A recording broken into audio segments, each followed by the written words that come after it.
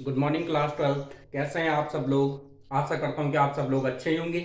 और जैसा कि आप सब लोगों को पता ही है, हमारा क्या चल रहा है, आपका चैप्टर जो आपकी केमिस्ट्री का फर्स्ट पार्ट है, उसका कौन सा चैप्टर चल रहा है, हमारा सॉल्यूशन या और विलियन है ना, जिसमें हम क्या देख रहे थे, आपके सांद्रता से संबंधित पदों का अध्ययन करें। तो सांद्रता से संबंधित लगभग लगभग जितने भी पद थे, सारे के सारों का हम अध्ययन कर चुके हैं, और केवल एक पद बचा हुआ। उस पद का नाम क्या है, आपका नॉर्मलता। तो आज क्या करते हैं हम, जो आपका नॉर्मलता है, जो कि आपका क्या सांद्रता का पद है, इसका अध्ययन करते हैं और देखते हैं इससे किस किस प्रकार के प्रश्न बनते हैं और क्या क्या यहाँ हो सकता है आपका। तो चलिए, ज्यादा समय खराब ना करते हुए आपका टॉपिक स्टार्ट करते हैं आज का। ठीक है, तो देखिए, जो नॉर्मलता होती है, इस नॉर्मलता को हम बड़े एन से प्रदर्शित करते हैं। किससे प्रदर्शित करते हैं? नॉर्मलता को हम बड़े एन से प्रदर्शित करते हैं। अब जो ये नॉर्मलता होती है, नॉर्मलता होती क्या है हमारे पास, विलेय के ग्राम तुल्यांकों की संख्या बटे विलियन का आयतन लीटर में। ये तो आपका डायरेक्ट फॉर्मूला है, पहले आप फॉर्मूला देखिए। ठीक है, क्या कहा, विलेय के ग्राम तुल्यांकों की संख्या, विलेय के ग्राम तुल्यांकों की संख्या बटे विलियन का आयतन, और वो आयतन किसमें होना चाहिए, आपका लीटर में होना चाहिए। तो आपने कहा सर ठीक है, फॉर्मूला आ गया हमारे पास। अब लेकिन ये ग्राम तुल्यांकों की संख्या क्या होता है? ठीक है, तो जो यहाँ पे जो ग्राम तुल्यांकों की संख्या होती है, ये किस प्रकार से निकालते हैं, क्योंकि आपको अभी तक हमने ग्राम तुल्यांकों की संख्या निकालनी नहीं सीखे। तो पहले हम आज क्या करते हैं, ग्राम तुल्यांकों की संख्या निकालना सीखते हैं। ठीक है, तो देखिए, जो आपका क्या होता है, ग्राम तुल्यांकों की संख्या होती है, वो किस प्रकार से निकालते हैं हम आपका। ठीक है, ग्राम तुल्यांकों की संख्या निकालते हैं हम आपका। ठीक है, ग्राम तुल्यांकों की संख्या, ध्यान से समझिए, ग्राम तुल्यांकों की संख्या, ग्राम तुल्यांकों की संख्या। तो जो ग्राम तुल्यांकों की संख्या होती है, इसको निकालने का जो सूत्र होता है हमारे पास, वो क्या होता है हमारे पास, पदार्थ का भार बटे, ठीक है, पदार्थ का भार बटे क्या होता है हमारे पास, उसके मोलों की संख्या, है ना। क्या काम है, मास बटे इक्विवेलेंट मास, है ना। पदार्थ का भार, पदार्थ का भार बटे तुल्यांकी भार, पदार्थ का भार बटे तुल्यांकी भार, ये क्या होता है हमारे पास, ग्राम तुल्यांकों की संख्या निकालने का सूत्र। अब देखिए, अगर आप इस सूत्र की तुलना किससे करोगे, मोलों की संख्या निकालने से, है ना। तो मोलों की संख्या किस प्रकार निकालते थे हम, अगर आपको मोलों की संख्या निकालना याद है तो उसी प्रकार का कुछ आपको ये सूत्र दिख रहा होगा। तो मोलों की संख्या, मोलों की संख्या किस प्रकार से निकाली जाती थी आपकी, पदार्थ का भार, ठीक है, क्या होता था हमारे पास, पदार्थ का भार बटे पदार्थ का आणविक द्रव्यमान, बटे पदार्थ का आणविक द्रव्यमान, बटे पदार्थ का आणविक द्रव्यमान। इस प्रकार तो हम क्या करते थे, आपके मोलों की संख्या निकालते थे। मोलों की संख्या क्योंकि हम निकालना सीख चुके हैं, तो उसका सूत्र क्या था हमारे पास, पदार्थ का भार बटे पदार्थ का आणविक द्रव्यमान। अब आप इसकी तुलना ग्राम तुल्यांकों की संख्या वाले सूत्र से करिए, तो आपको क्या देखने को मिल रहा है, पदार्थ का भार, पदार्थ का भार, ऊपर तो दोनों जगह क्या आ रहा है, आपका पदार्थ का भार आ रहा है, और जब आप ग्राम तुल्यांकों की संख्या निकालते हो तो बटे क्या आता है, आपका तुल्यांकी भार आता है। लेकिन जब आप मोलों की संख्या निकालते हो तो वहां पर क्या आता है, आपका पदार्थ का आणविक द्रव्यमान निकाल आता है ना। अगर आप कभी ग्राम तुल्यांकों की संख्या निकालना भूल जाए और आपको मोलों की संख्या निकालनी आती हो तो आप आराम से कर सकते हैं ना। तो ऊपर क्या आएगा आपका, पदार्थ का भार बटे तुल्यांकी भार। तो चलिए, ये चीज तो आगे हमारे समझ में कि जो हमारे पास क्या होता है, ग्राम तुल्यांकों की संख्या किस प्रकार से निकालते हैं। ग्राम तुल्यांकों की संख्या निकालने का सूत्र होता है आपके पास, पदार्थ का भार, जो भी आपके पास क्वेश्चन में दिया होगा, बटे तुल्यांकी भार, है ना।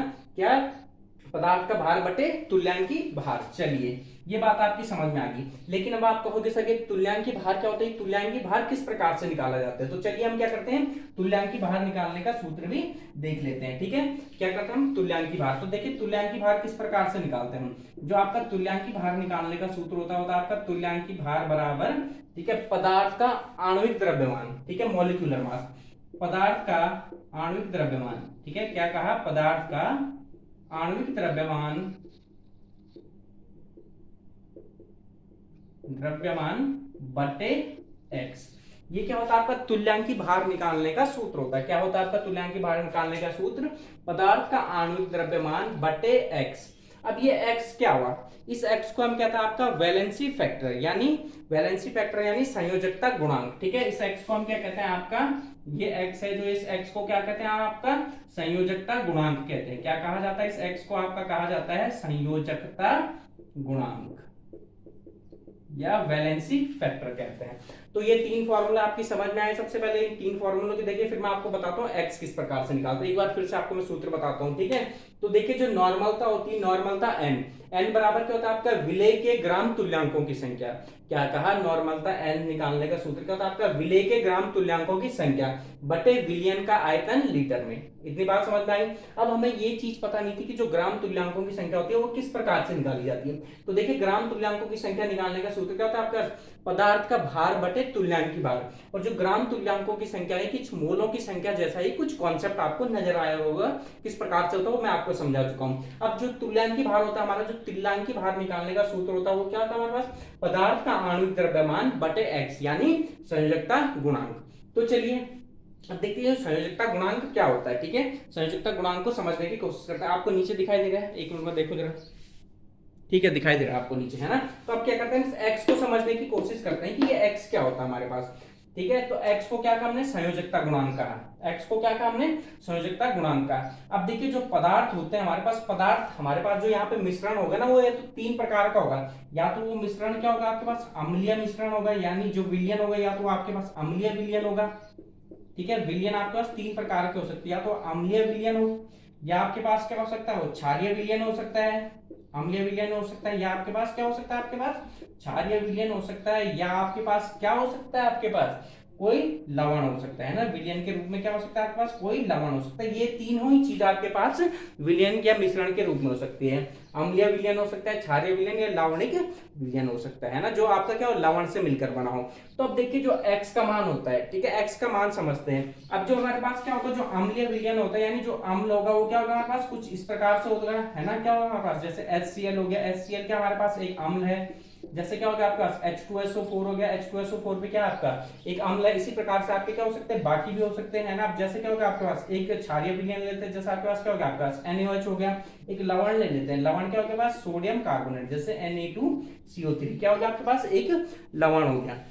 तो चलिए अब समझते हैं, अगर आपके पास जो आपके पास क्या अम्लीय विलयन है, ठीक है। अब अम्लीय विलयन समझिए किस प्रकार से अम्लीय विलयन होती है। चलिए यहीं पे समझते हैं, ये सूत्र आपके लिए सारे के सारे ऊपर लिखे हुए हैं, ठीक है। तो समझते हैं क्या कहना चाह रही है अम्लीय विलयन क्या होता है, ठीक है। अब जैसे आपके पास एक क्वेश्चन दे रखा आपका 0.98 ग्राम, ठीक है, 0.98 ग्राम HCl को, ठीक है, 0.98 ग्राम HCl को, ठीक है, हाँ ठीक है। चलिए क्वेश्चन लिखते हैं, ठीक है। 0.98 ग्राम HCl में उपस्थित ग्राम तुल्यांकों की संख्या ज्ञात कीजिए, ठीक है। क्या आपके HCl में उपस्थित ग्राम तुल्यांकों की संख्या ज्ञात कीजिए, में उपस्थित ग्राम तुल्यांकों की संख्या ज्ञात करिए। ग्राम तुल्यांकों की संख्या ज्ञात कीजिए। ये आपके पास एक क्वेश्चन दे रखा है, क्या कहा 0.98 ग्राम HCl में उपस्थित ग्राम तुल्यांकों की संख्या ज्ञात कीजिए, ठीक है। तो देखिए ग्राम तुल्यांक हम निकालते कैसे थे आपके पास, ग्राम तुल्यांक निकालने का सूत्र क्या है हमारे पास, देखिए ग्राम तुल्यांकों की संख्या, है ना। तो ग्राम तुल्यांक, तो चलिए देखिए सबसे पहले हमने ये सूत्र है, ठीक है, यहाँ पे दिखता हूँ, ठीक है, क्या ग्राम तुल्यांकों की संख्या। अब मैं आपको ऊपर समझा रहा हूँ ग्राम तुल्यांकों की संख्या का, तो पदार्थ का भार बटे तुल्यांकी भार। तो पदार्थ का भार कितना दे रखा आपको यहाँ पे 0.98 ग्राम दे रखा आपके पास, पदार्थ का भार दे रखा आपका 0.98 ग्राम दे रखा है बटे तुल्यांकी भार। तुल्यांकी भार आपको यहाँ कहीं दिया हुआ क्वेश्चन में, कहीं नहीं दिया, तो सबसे पहले आपको क्या करना पड़ेगा तुल्यांकी भार निकालना पड़ेगा। अब जो तुल्यांकी भार होता है, तुल्यांकी भार को हम किस प्रकार से निकालते हैं, तो तुल्यांकी भार निकालने का जो हमारे पास सूत्र है वो क्या हमारे पास पदार्थ का आणविक द्रव्यमान, है ना, पदार्थ का आणविक द्रव्यमान। तो देखिए आणविक द्रव्यमान यानी HCl, क्लोरीन का कितना होता है आपका 35 होता है, एक कितना हो जाएगा आपका 36 हो जाएगा, है ना, 35 और 1 36। चलिए तो इसको थोड़ा आसान करने के लिए हम कोई दूसरा क्वेश्चन ले लेते हैं जो आपका थोड़ा आसानी से हो जाए, ठीक है। तो चलिए आपका यहाँ पे क्या कर लेते हैं हम 0.98 ग्राम HCl की जगह क्या कर लेते हैं आप 0.98 ग्राम H2SO4 कर लेते हैं, ठीक है। आई बात समझ में, क्या कर लेते हैं 0.98 ग्राम H2SO4 करते हैं। तो चलिए हमारे पास क्या 0.98 ग्राम H2SO4 में उपस्थित ग्राम तुल्यांकों की संख्या ज्ञात करिए। तो ग्राम तुल्यांकों की संख्या किस प्रकार से निकालते थे हम, पदार्थ का भार बटे तुल्यांकी भार। पदार्थ का भार कितना दे रखा आपको 0.98 ग्राम H2SO4 दे रखा, तुल्यांकी भार, तुल्यांकी भार तो आपको प्रश्न में कहीं नहीं देखा, आपको तुल्यांकी भार क्या करना पड़ेगा, आपको खुद निकालना पड़ेगा। तो देखिए क्या आपके पास पदार्थ का आणविक द्रव्यमान है ना, तो क्या आएगा आपका सबसे पहले पदार्थ का आणविक द्रव्यमान, ठीक है। तो Hc जो आपके पास क्या होता है हमारे पास H2SO4 होता है, उसका आणविक द्रव्यमान कितना होता है हमारे पास, ठीक है। कितना होता है आपका H2SO4 का आणविक द्रव्यमान, चलिए निकाल के देखते हैं, ठीक है। आणविक द्रव्यमान निकालना मैंने आपको कई बार सिखा रखा है, H2SO4, तो H का कितना होता है आपका, एक होता है द्रव्यमान, दो है तो दो हो जाएगा, प्लस सल्फर का होता है आपका 32 और एक ऑक्सीजन का होता है आपका 16, तो 16 चक्कू 64 हो गया आपका, है ना।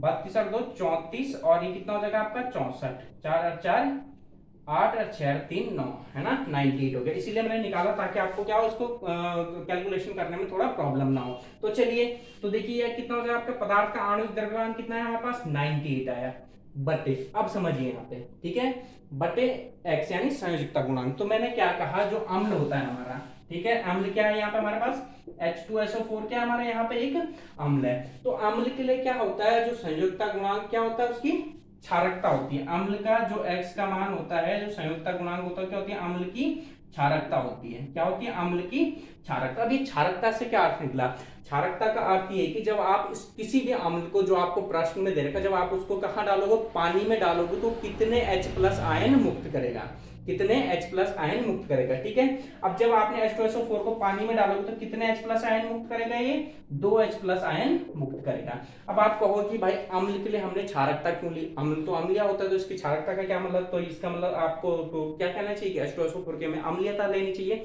ऐसा नहीं होता है। अम्ल की हम क्या लेते हैं, क्षारकता लेते हैं। क्यों लेते हैं भाई, जैसे आपने पानी को H2SO4 को पानी में डाला तो उसमें क्या होंगे, केवल और केवल H+ आयन उपस्थित होंगे, इसमें केवल और केवल H+ आयन उपस्थित होंगे, तो इसी प्रकार से विलयन में पड़ा रहेगा।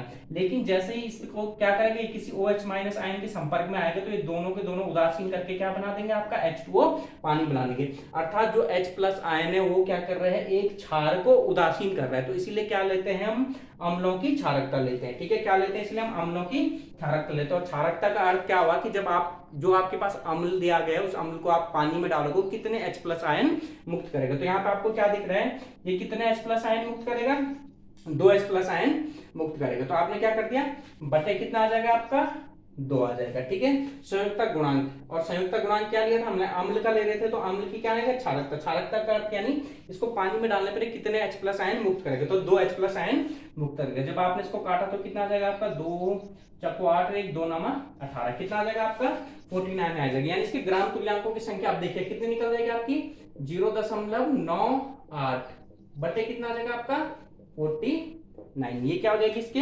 ग्राम तुल्यांकों की संख्या हो जाएगी, ठीक है। तो कितने आ जाएगी आपके इसके ग्राम तुल्यांकों की संख्या बताइए, ठीक है। जब आप इसको डिवाइड करोगे तो ये आएगा आपका 0.02 ग्राम आ जाएगा।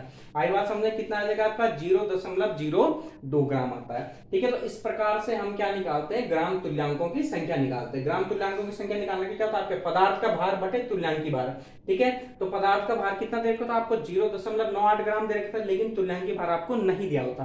तो तुल्यांकी भार हम निकालने के लिए हमने क्या किया, तुल्यांकी भार निकालने का सूत्र होता है आपका पदार्थ का आणविक द्रव्यमान बटे संयोजकता गुणांक, है ना।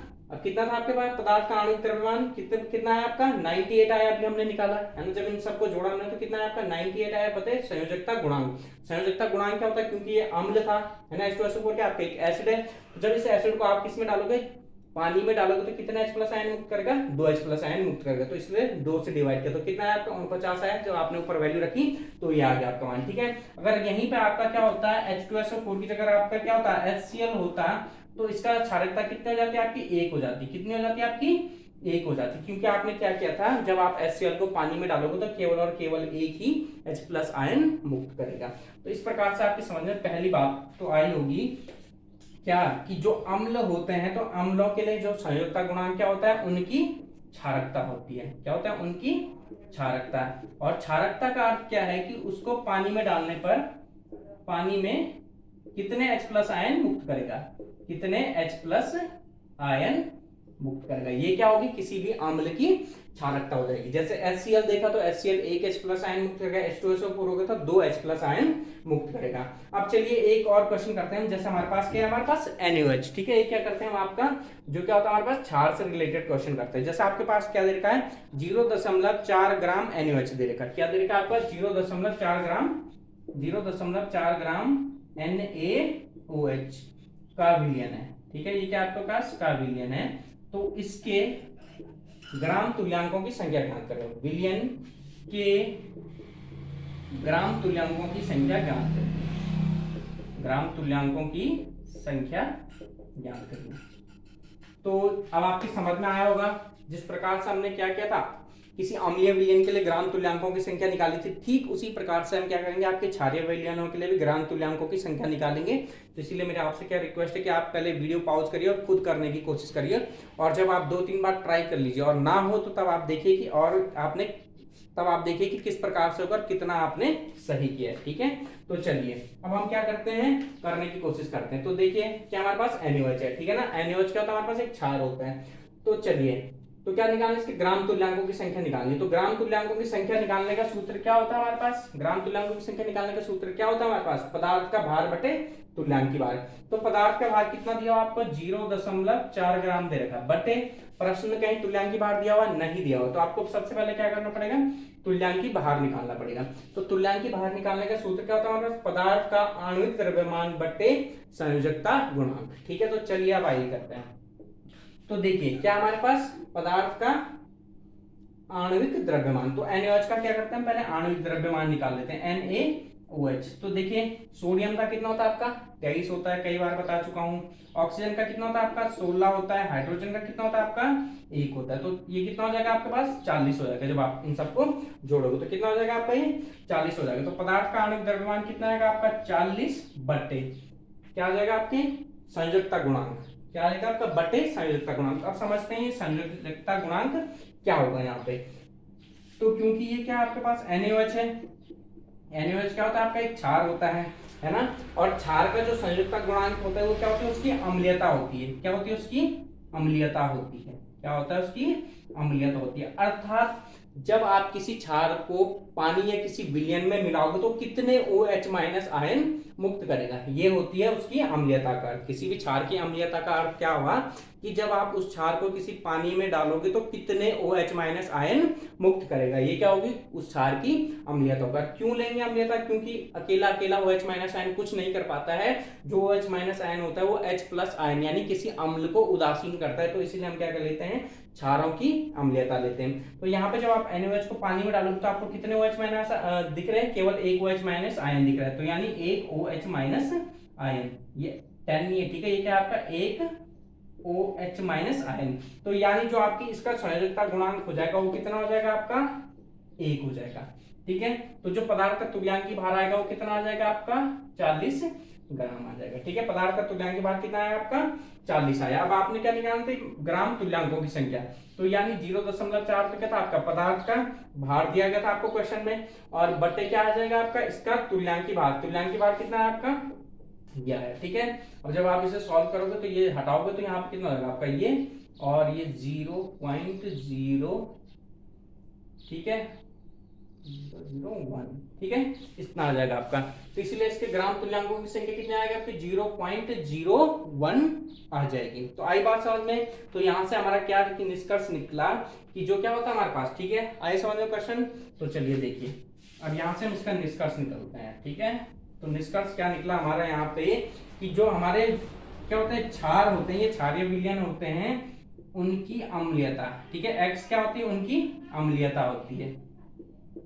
X क्या होती है, उनकी अम्लीयता। और उनकी क्षारों की अम्लीयता का अर्थ क्या है कि पानी में कितने OH- आयन मुक्त करते हैं, पानी में कितने OH- आयन मुक्त करेंगे, क्या करेंगे, कितने OH- आयन मुक्त करेंगे। तो यहाँ पे आपका NaOH था, NaOH पानी में जाने पर केवल और केवल क्या करेगा, केवल और केवल एक OH- आयन मुक्त करेगा। तो इसलिए यहाँ पे X की वैल्यू कितनी आई आपकी 1 आई। ठीक है, और जो आपका क्या होगा, आपका जो क्षार होगा उसके लिए संयोजकता गुणांक का अर्थ क्या होगा, उनकी अम्लीयता होगी। ठीक है, क्या होगी, उनकी अम्लीयता होगी। अगली चीज क्या आती है हमारे पास, लवण। लवण क्या आपका, जैसे सोडियम कार्बोनेट दिया गया आपके पास, ठीक है, जैसे आपके पास क्या दिया गया, लवण के रूप में सोडियम कार्बोनेट दिया गया। आपसे चलिए एक क्वेश्चन करते हैं, इसके समझने की कोशिश करते हैं।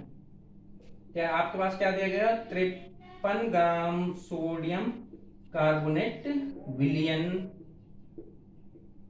में उपस्थित ग्राम तुल्यांकों की संख्या ज्ञात करें। में उपस्थित ग्राम तुल्यांकों की संख्या ज्ञात करें, ग्राम तुल्यांकों की संख्या ज्ञात कीजिए। ठीक है, ये आपके पास क्या है, क्वेश्चन है। चलिए करिए इसको। ठीक है, ये क्या आपके पास क्वेश्चन है, खुद करिए जरा, मैं स्याही भरता हूँ। ठीक है,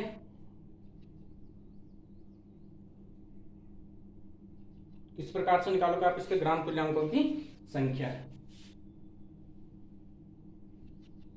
तो चलिए अब करते हैं हम, आइए। ठीक है, तो ग्राम तुल्यांकों की संख्या निकालने का सूत्र क्या होता है हमारे पास, ग्राम तुल्यांकों की संख्या निकालने का सूत्र होता है हमारे पास, ये लिखा आपके पास ऊपर है ना, पदार्थ का भार बटे पदार्थ का तुल्यांकी भार। तो पदार्थ का भार कितना दिया आपको, यहाँ पे 53 ग्राम दिया गया है। पदार्थ का भार दिया आपको 53 ग्राम, बटे तुल्यांकी भार दिया गया है, कहीं कहीं नहीं दिया गया है। तो आपको पहले क्या करना पड़ेगा, तुल्यांकी भार निकालना पड़ेगा। तो अब तुल्यांकी भार कैसे निकालते हैं, पदार्थ का आणविक द्रव्यमान। ठीक है, इसका आणविक द्रव्यमान निकालना। सोडियम का कितना होता है आपका 23 होता है, तो यहाँ पे कितना आपके 2 सोडियम है, तो 23 दूना 46 हो जाएगा। प्लस कार्बन, कार्बन का कितना होता है आपका 12 होता है, प्लस एक ऑक्सीजन का कितना होता है आपका 16 होता है, तो यहाँ पे कितना आपके 3 ऑक्सीजन है, तो कितना होगा 23 दूना 46 प्लस 12 प्लस 16 या 48। ठीक है, जब आप इन सबको जोड़ोगे तो ये आपका जोड़ के कितना आ जाएगा आपका, ठीक है, ये सब जोड़ के आ जाएगा आपका 106 आ जाएगा। कितना आ जाएगा ये सब आपका जोड़ के 106 आ जाएगा। ठीक है, कितना आ गया आपका ये सब जोड़ के 106 आ गया। बटे, बटे क्या होता है आपका संयोजकता गुणांक, बटे क्या होता है आपका संयोजकता गुणांक। तो चलिए अब देखते हैं लवण। तो लवणों के लिए हमारा संयोजकता गुणांक क्या होता है, ठीक है, धनायन या ऋणायनों की संख्या है ना, धनायन या ऋणायनों की संख्या।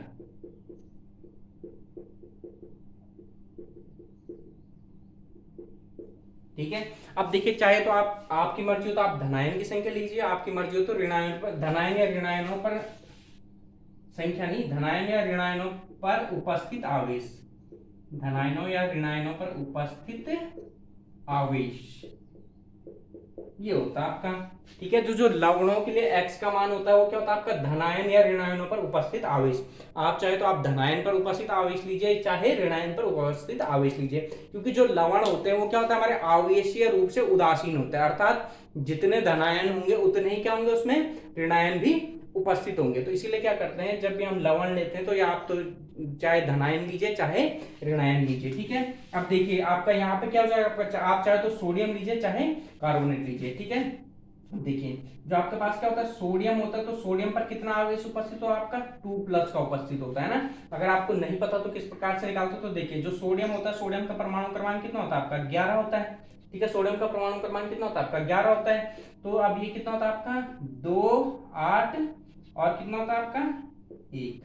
ठीक है, यानी क्या आएगा आपका एक क्या हो जाएगा इसका, एक इसकी संयोजकता, अर्थात ये 1 इलेक्ट्रॉन त्यागना चाहिए। अब यहाँ पे सोडियम कितने आपके 2 है, तो इसीलिए सोडियम पर कितना आएगा आपका 2 धनावेश हो जाएगा, और जो आपका कार्बोनेट हो जाएगा इस पे कितना हो जाएगा आपका 2 ऋणावेश हो जाएगा। ठीक है, जिसको नहीं पता है वो क्या करिए, यही मैंने आपके लिए वीडियो बना रखी है क्लास 10th में, कैसे किस प्रकार से आवेश निकाला जाता है वो जाके देख सकता है। ठीक है, तो ये क्या है आपकी जो सोडियम होता है, सोडियम पर कितना होता है आपका 2 धनावेश होता है, जो कार्बोनेट होता है ना इसको हम क्या बोलते हैं कार्बोनेट बोलते हैं, इस पे कितना होता है आपका 2 ऋणावेश होता है। तो अर्थात यहाँ पे जो क्या आ जाएगा आपकी इसकी संयोजकता आ जाएगी, वो क्या आ जाएगी आपकी 2 आ जाएगी। ठीक है, क्यों आ जाएगी, अगर आपको किसी का नहीं, जैसा आपको क्या है आपका यहाँ पे आप माना आपको CO-3 पर उपस्थित आवेश पता नहीं होता तो आप क्या कर लेते हैं, सोडियम का तो लगभग सबको पता था कितना होता है आपका सोडियम पे 2+ का होता है ना, सोडियम पर कितना आवेश होता है आपका 2+ का होता है, तो आप क्या कर दीजिए 2 लिख दीजिए। ठीक है, कितना आ जाएगा आपका बटे 2 आ जाएगा। अब देखिए 2 5 10 2 3 6, तो यानी जो इसका तुल्यांकी भार निकला कितना निकला आपका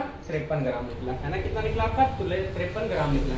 तो इसीलिए इसके जो ग्राम तुल्यांकों की संख्या वो कितनी हो जाएगी आपकी 53 बटे तुल्यांकी भार कितना है आपका 53, तो इसके ग्राम तुल्यांकों की संख्या कितनी हो जाएगी आपकी 1 हो जाएगी। कितनी हो जाएगी आपकी 1 हो जाएगी। तो आया समझ में, जो हमारे क्या होते हैं लवण होते हैं, तो लवण के लिए क्या होता है आपका धनायन अथवा ऋणायन पर उपस्थित आवेश, क्योंकि जितना धनायन पर धनावेश होगा उतना ही क्या होगा आपका ऋणायन पर ऋणावेश भी होगा, क्योंकि जो आपके लवण होते हैं वो क्या होता है आपके उदासीन होते हैं। आई बात समझ में, ठीक है। अब इसी प्रकार से हम क्या देखते हैं थोड़ा कुछ और देख लेते हैं आपके, है ना। जैसे मैग्नीशियम होता है आपका, मैग्नीशियम पर भी कितना होता है आपका, 2 धनावेश होता है, ठीक है। जैसे आप याद रख सकते हैं, जैसे मुख्य सॉल्ट हो गया, एक तो मैंने आपको बता दिया सोडियम कार्बोनेट। तो सोडियम कार्बोनेट पे क्या होता है आपका, सोडियम पर कितना होता है आपका, 2 धनावेश होता है, और कार्बोनेट पर क्या होता है आपका, 2 ऋणावेश होता है, ठीक है। इसी प्रकार से जैसे आपका मैग्नीशियम सल्फेट आता है ना, MgSO4 आता है, तो यानी इसके लिए जो x की वैल्यू हो जाएगी 2 हो जाएगी। MgSO4 में Mg पे कितना होता है आपका,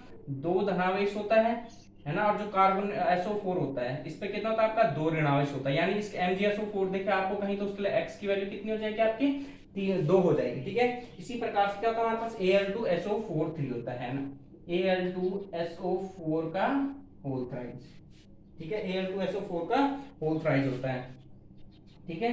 क्या होता है आपके पास Al2, ठीक है। अच्छा चलिए, इससे पहले एक चीज और समझते हैं, Al2SO4 से पहले क्या लीजिए आप, AlCl3 लीजिए। क्या लेते हैं हम, AlCl3 लेते हैं। तो यहाँ पे जो Al होता है इस पर कितना होता है आपका, 3 धनावेश होता है। जो यहाँ पे क्लोरीन है कितने दिख रहे हैं आपको, 3 क्लोरीन दिख रहे हैं, एक क्लोरीन पर 1 होता है, तो 3 क्लोरीन पे कितना हो जाएगा आपका, 3 हो जाएगा, यानी जो आपका AlCl3 होगा इसके लिए x की वैल्यू कितनी हो जाएगी आपकी, 2 हो जाएगी। अब चलते हैं हम जो अगला, इससे पहले वाला लिया था हमने, कौन सा लिया था आपका, Al2SO4 का होल थ्राइज, है ना, Al2SO4 का होल थ्राइज। तो देखिए एक Al पे कितना होता है हमारे पास, एक Al पे होता है हमारे पास 3 होता है। यहाँ पे कितने Al दिख रहे हैं आपको, 2 Al दिख रहे हैं, तो इनटू कितना हो जाएगा आपका, 2 यानी 6 हो गया आपका। नीचे दिखाई दे रहा है आपको, हाँ ठीक है दिखाई दे रहा है, यानी कितना हो जाएंगे, Al पे कितना आवेश हो गया यहाँ पे आपका, 6 हो गया। इसी प्रकार से जो आपका SO4 पे कितना होता है, अभी अभी देखा था हमने 2 होता है, लेकिन यहाँ पे कितने आपके 3 है, तो ये भी कितने हो जाएंगे आपके, 6 हो जाएगा ना, यानी SO4 पे भी कितना हो जाएगा आपका 6, यानी इसके लिए x की वैल्यू कितनी हो जाएगी आपकी, 2 हो जाएगी। तो ये आपके कुछ इंपॉर्टेंट लवण है, जैसे सोडियम, एक सोडियम पे कितना होता है आपका, 2 धनावेश होता है, एक मैग्नीशियम पे कितना होता है आपका, 2 धनावेश होता है, एक एल्यूमिनियम पे कितना होता है आपका, 3 धनावेश होता है। अब आपको देखना जो भी आपके पास सॉल्ट दे रखा है उसमें कितने AN है या कितने जो भी आपका नेगेटिव आयन है वो उपस्थित है। तो इस प्रकार से आपको ये इंपॉर्टेंट कुछ सॉल्ट लिखवाए जिनके आपको x की वैल्यू क्या करनी है, आपको सीधे सीधे याद ही कर लेनी है, ठीक है। तो आई बात समझने, तो चलिए जो आज का हमारा टॉपिक है उस टॉपिक को करते हैं। तो ये आई आपकी बात समझ में, किस प्रकार से निकालते हैं हम सारी चीजें, ठीक है, इनको नोट कर लीजिए। चलिए अब इसका एक क्वेश्चन करते हैं जो हमारे पास है। चलिए मैं मिटा रहा हूं, ठीक है। चलिए ये सारी हो गया हमारे पास, ये जितने ये दे रखे आपके, इनको मैं साइड में लिख रहा हूं, ठीक है। तुल्यांकों की संख्या, तुल्यांकों की संख्या, तो तुल्यांकों की संख्या किस प्रकार से निकालते हैं हमारे पास, भार, ठीक है, पदार्थ का भार बटे तुल्यांकी भार, यानी इक्विवेलेंट मास बटे तुल्यांकी भार। अब तुल्यांकी भार कैसे निकालते थे हम आपका, तुल्यांकी भार बराबर क्या हो जाता है हमारे पास, पदार्थ का आणविक द्रव्यमान यानी मॉलिक्यूलर मास बटे x को क्या बोलते हैं हम, संयोजकता गुणांक बोलते हैं, जो कि क्या होती है आपकी अम्लों के लिए क्या होती है, उनकी क्षारकता, यानी पानी में जाने पर कितने H+ आयन देंगे, और क्षारों के लिए क्या होती है उनकी अम्लीयता, यानी पानी में जाने पर कितने OH- आयन देंगे, और लवणों के लिए क्या होती है उन पर उपस्थित धनावेश अथवा ऋणावेशों की संख्या होती है। तो चलिए ये मैंने आपके फॉर्मूले साइड में लिख दिए हैं। अब चलिए एक क्वेश्चन करते हैं, ठीक है, जो हमारे पास था। तो देखिए नॉर्मलता क्या होती है आपकी, कुछ नहीं होती, एक सीधा सा फॉर्मूला आपका विलेय के ग्राम तुल्यांकों की संख्या, और वो किस प्रकार से निकालते हैं अभी हमने निकालना सीख लिया। बटे क्या था आपका, विलियन का आयतन, वो बटे विलियन का आयतन लीटर में, है ना। तो चलिए अब एक क्वेश्चन देखते हैं इस पर।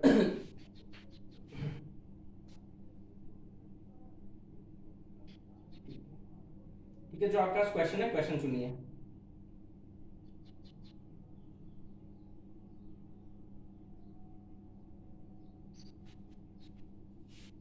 ठीक है, 250 ml सेमी नॉर्मल विलियन में, सेमी 250 ml सेमी नॉर्मल विलियन में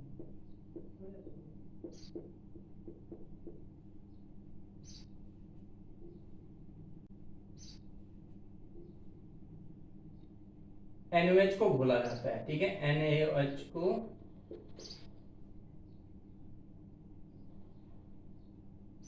चलिए इस प्रकार से समझिए, ठीक है। NaOH का 250 ml सेमी नॉर्मल विलियन है, सेमी नॉर्मल विलियन है। इस विलियन में NaOH का भार ज्ञात कीजिए। इस विलियन में, इस विलियन में NaOH का भार ज्ञात कीजिए। भार ज्ञात कीजिए। ये आपके पास क्या है, क्वेश्चन है। ठीक है, क्या कहा आपके पास, आपके पास NaOH का 250 ml सेमी नॉर्मल विलयन है, इस विलयन में NaOH का भार ज्ञात करिए। तो चलिए अब देखिए कुछ चीज समझते हैं। ठीक है, जो हमारे पास कई बार क्वेश्चन किस प्रकार से दिया था, आपके पास विलयन दिया होता है। ठीक है, जैसे आपके पास अलग अलग प्रकार के कुछ विलयन होते हैं। जैसे आपके पास क्या होता है, सेमी नॉर्मल। ठीक है, जैसे आपके पास एक चीज आता है आपके पास सेमी नॉर्मल विलयन। क्या कहा, सेमी नॉर्मल विलियन। तो सेमी नॉर्मल विलियन का अर्थ क्या है, वो विलियन जिसकी नॉर्मलता क्या है n/2। ठीक है, n/2 को हम क्या बोलते हैं, आपका सेमी नॉर्मल विलियन बोलते हैं। अगला आपका बाई नॉर्मल विलियन। ठीक है, बाई नॉर्मल विलियन यानी वो विलियन जिसकी नॉर्मलता कितनी है आपके पास, 2n है। कितनी आपके पास, 2n है। अगला आपके पास आता है आपका सेंटी नॉर्मल विलियन, है ना। क्या था आपके पास अगला, सेंटी नॉर्मल विलियन। सेंटी नॉर्मल विलियन, तो सेंटी नॉर्मल विलियन का अर्थ होता है वो विलियन जिसकी नॉर्मलता क्या है आपकी n/100 है।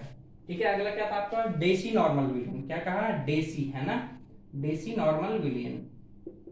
डेसी नॉर्मल विलियन, तो डेसी नॉर्मल विलियन का अर्थ क्या होता है, वह विलियन जिसकी नॉर्मलता कितनी आपकी n/10 है। तो ये चार भी आपको याद रखने हैं विलियन कौन कौन प्रकार के होते हैं। एक तो सेमी नॉर्मल विलियन होता है, यानी वो विलियन जिसकी नॉर्मलता कितनी होती है आपकी n/2 होती है। दूसरा क्या होता है आपका बाई नॉर्मल विलियन, जिसकी नॉर्मलता कितनी होती है आपकी 2n होती है। सेंटी यानी सेंटी मतलब 100, वो नॉर्मल जिसकी विलियनता कितनी आपकी n/100 होती है। डेसी यानी डेका यानी 10, तो वह विलियन जिसकी नॉर्मलता कितनी होती है आपकी n/10 होती है। तो चलिए अब आज का हम क्वेश्चन करते हैं। इतनी चीजें हमारी समझ में आ गई हैं जो है क्या क्या हो सकता है। ठीक है, चलिए आप देखिए आपका क्वेश्चन पढ़िए। क्वेश्चन क्या कर रहा है आपका, ठीक है, क्वेश्चन पढ़िए। NaOH का 250 ml सेमी नॉर्मल विलियन उपस्थित है, इस विलियन में NaOH की भार ज्ञात करिए। चलिए तो चलिए करिए। तो हमने सबसे पहले क्या लिखा, फॉर्मूला लिखा। फॉर्मूला क्या होता है हमारे पास, n बराबर, है ना, n बराबर विलेय के ग्राम तुल्यांकों की संख्या। ठीक है, ग्राम तुल्यांकों की संख्या, ग्राम तुल्यांकों की संख्या बटे आयतन किसका, विलियन का। ठीक है, आयतन, ये आपकी समझ में आ रहा होगा, विलियन का किसमें चाहिए आपको, लीटर में चाहिए। तो चलिए अब देखिए n कितना दे रखा आपके पास, n/2, है ना। क्या लिखा आपके पास, सेमी नॉर्मल। सेमी नॉर्मल विलियन का अर्थ में है आपको क्या पता है, वो विलियन जिसकी नॉर्मलता कितनी है आपकी 1/2 है ना, n/2 यानी कितना आपका 1/2। और चलिए अब आइए इस तरफ, क्या आपके पास ग्राम तुल्यांकों की संख्या। ठीक है, ग्राम तुल्यांकों की संख्या, तो ग्राम तुल्यांकों की संख्या की संख्या दे रखी है हमारे पास कई क्वेश्चन में, नहीं दे रखी ग्राम तुल्यांकों की संख्या, तो इसीलिए हमने उसको क्या लिख दिया, इसी प्रकार से लिख दिया, बट्टे विलियन का आयतन। और विलियन का आयतन किसमें होना चाहिए आपका, लीटर में। विलियन का आयतन कितना दे रखा आपके पास, है ना, ये है। क्या लिखा हुआ कि NaOH का 250 ml सेमी नॉर्मल विलियन है, यानी NaOH को जब पानी में मिलाए तो उसका आयतन कितना होगा आपका 250 होगा। यानी जो आपके पास यहाँ पे जो आयतन दे रखा किसका दे रखा आपके पास, विलियन का दे रखा। तो कितना दे रखा आपके पास 250 ml दे रखा है, लेकिन जो विलियन का आयतन होना चाहिए वो किस में होना चाहिए आपका, लीटर में होना चाहिए। उसको लीटर में बताने के लिए किस क्या करते थे हम, 1000 से भाग देते थे, यही तो करते थे हम। ठीक है, क्या करते थे, 1000 से भाग देते थे। चलिए अब हम क्या करते हैं, ग्राम तुल्यांकों की संख्या। अब ग्राम तुल्यांकों की संख्या निकालने का सूत्र क्या था हमारे पास, भार बटे तुल्यांकी भार, यही तो था हमारे पास। ठीक है, तो चलिए अब देखिए, यानी 1/2 बराबर ग्राम तुल्यांकों की संख्या। ग्राम तुल्यांकों की संख्या तो हमें पता ही नहीं है, तो ग्राम तुल्यांकों की संख्या क्या हो जाएगा, भार बटे कितना हो जाएगा आपके पास, तुल्यांकी भार, है ना।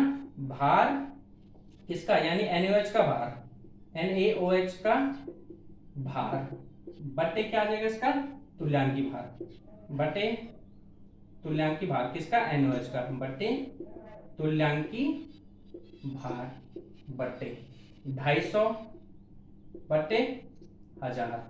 ठीक है, ये हो गया। अब हम क्या करेंगे, सबसे पहले NaOH का तुल्यांकी भार निकालेंगे। क्या करते हैं हम, सबसे पहले NaOH का तुल्यांकी भार निकालेंगे, है ना। अब NaOH का तुल्यांकी भार किस प्रकार से निकालते थे हम, आपका याद करिए, अभी निकाला था हमने थोड़ी देर पहले NaOH का तुल्यांकी भार, है ना। क्या होता है, तो तुल्यांकी भार यानी मॉलिक्यूलर मास बटे x, है ना। अब क्या करें हम, इसका तुल्यांकी भार निकाल रहे हैं। क्या करें इसका तुल्यांकी भार, तो तुल्यांकी भार कितना है हमारे पास, मॉलिक्यूलर मास यानी NaOH का आणविक द्रव्यमान बट्टे x, और अभी अभी निकाला था हमने। NaOH का आणविक द्रव्यमान कितना आया था हमारे पास 40 आता है, बटे NaOH के लिए x की वैल्यू कितनी आई थी 1 आएगी, क्योंकि NaOH क्या आपका एक क्षार है, यानी इसकी अम्लीयता देखेंगे, यानी जो पानी में जाने पर कितने OH माइनस आयन मुक्त करेगा, 1 करेगा तो कितना आ जाएगा आपका जो इसका तुल्यांकी भार है कितना आ गया आपके पास 40 आ गया। ये अभी अभी निकाला था हमने पीछे भी। तो चलिए अब देखिए आगे, ठीक है, जो इसका तुल्यांकी भार आगे कितना आ गया आपका, तुल्यांकी भार निकालने का सूत्र क्या होता है हमारे पास ये होता है। तो अब यहाँ पे आ जाएगा आपका देखिए 1/2 बराबर NaOH का भार, चलो NaOH का भार कितना मान लेते हैं हम x मान लेते हैं, x बटे तुल्यांकी भार कितना है हमारे पास 40 आया बटे, ठीक है, इसको काट दो चलो यहीं पे 1/4 हो गया, तो 1/4 ये 4 गया आपका कहाँ चला जाएगा 4 आपका चला जाएगा सबसे ऊपर, तो यानी कितना हो जाएगा इंटू 4/1 हो जाएगा। अब हमें क्या चाहिए यहाँ पे इस x की वैल्यू चाहिए, क्या चाहिए हमें यहाँ पे इस x की वैल्यू चाहिए। तो इस x की वैल्यू कैसे निकालोगे आप, x की वैल्यू निकालोगे इसकी, ठीक है, तो यानी चलिए इसको थोड़ा और सॉल्व करते हैं, 4x/40 हो गया आपका। x का मान चाहिए हमें, तो x बराबर कितना हो जाएगा आपका 40 है ना, बटे ये नीचे आ जाएगा आपका 8 पंजे 40, यानी जो आपके यहाँ पे NaOH का भार कितना निकला आपका 5 ग्राम है, ठीक है। NaOH का भार कितना आ जाएगा आपका इस क्वेश्चन में 5 ग्राम आ जाएगा। तो आई बात समझ में किस प्रकार से किया हमने, देखिए आपका जो क्वेश्चन था, क्वेश्चन क्या था NaOH का 250 ml सेमी नॉर्मल विलियन है, इस विलियन का NaOH, इस विलियन में NaOH का भार ज्ञात करिए, यानी हमें क्या दे रखी इस विलियन की नॉर्मलता दे रखी, कितनी दे रखी है सेमी नॉर्मल, सेमी नॉर्मल यानी 1/2 है ना, तो यानी हमें नॉर्मलता से करना पड़ेगा। जब आपका नॉर्मलता दे रही तो नॉर्मलता बराबर क्या होगा ग्राम तुल्यांकों की संख्या बटे विलियन का आयतन लीटर में। नॉर्मलता कितनी दे रखी थी आपको 1/2 दे रखी थी, ग्राम तुल्यांकों की संख्या हमारे पास थी नहीं है ना, और जो विलियन का आयतन था वो कितना दे रखा आपका 250 ml दे रखा था, उसको हमें किस में बदलना था लीटर में होना चाहिए, बटे 1000 से भाग करके हमने। तो अब देखिए 1/2 बराबर, ठीक है, तो ग्राम तुल्यांकों की संख्या क्या होती है हमारे पास, ठीक है, भार बटे तुल्यांकी भार, तो NaOH का भार बटे तुल्यांकी भार बटे ये है हमारे पास। अब तुल्यांकी भार कैसे निकाल सकते हैं हम, NaOH का आणविक द्रव्यमान बटे x, NaOH का आणविक द्रव्यमान कितना आता है आपका 40 आता है, और x क्या हो जाएगा NaOH जल में जाने पर कितने OH माइनस आयन मुक्त करेगा, तो कितना करेगा 1 करेगा, तो कितने निकले इसका तुल्यांकी भार कितना निकला इसका 40 निकला। ये सारे के सारे मान जब हमने यहाँ पे रखे तो कितना है x की वैल्यू 5 आई, ठीक है। तो इसी प्रकार से आपने क्या करना है, आपकी किताब में जितने भी क्वेश्चन दिए होंगे तुल्यांकी भार या जितनी भी चीजें करवाएंगे आपको उन सबको करने की आपने कोशिश करना है, और जहां पे आपकी समझ में ना आए उसको क्या करेंगे आप पूछेंगे कि सर ये समझ में नहीं आ रहा है। तो आज क्या करते हैं, हमारे जितने भी सांद्रता पद है वो सारे के सारे सांद्रता पद हमारे खत्म हो गए।